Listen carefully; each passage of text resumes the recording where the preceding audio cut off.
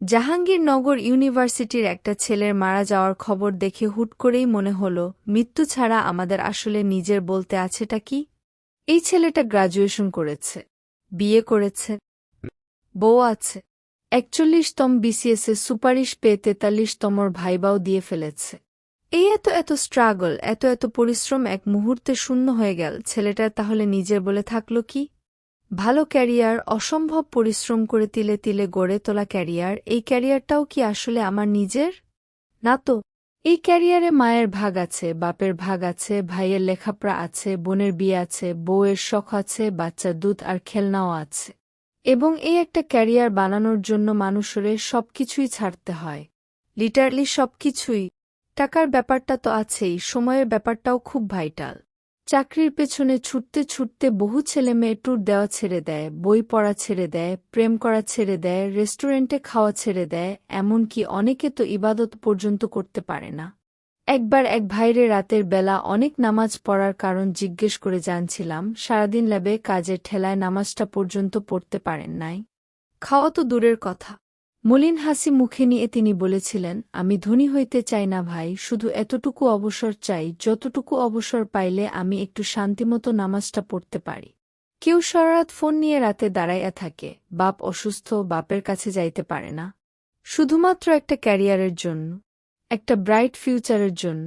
সমস্যা হলো, ফিউচার প্ল্যানে আমরা সবকিছুই ইনক্লুড করি, শুধু মৃত্যুটা ছাড়া।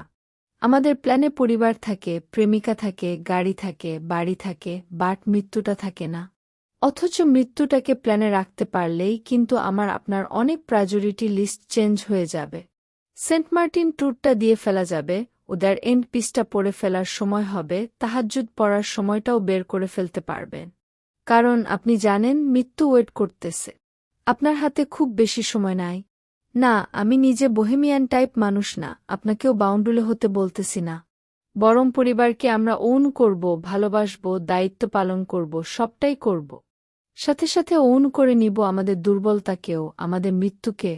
তখন দেখবেন কিছু কাজ যেটা আপনি একান্তই আপনার বলে অবহেলায় ফেলে রেখেছেন, কাজটা আপনার করা হয়ে যাবে।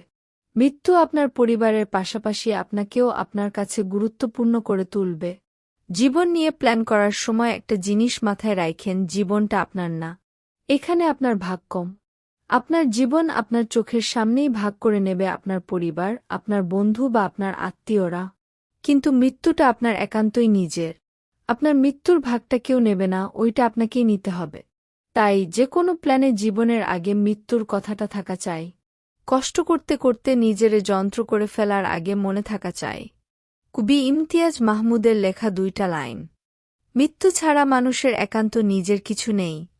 জীবন অন্যরা ভাগ করে নেয় খুব প্রকাশ্যে। Thank you for watching full video. Please like, comment and share. Bye bye.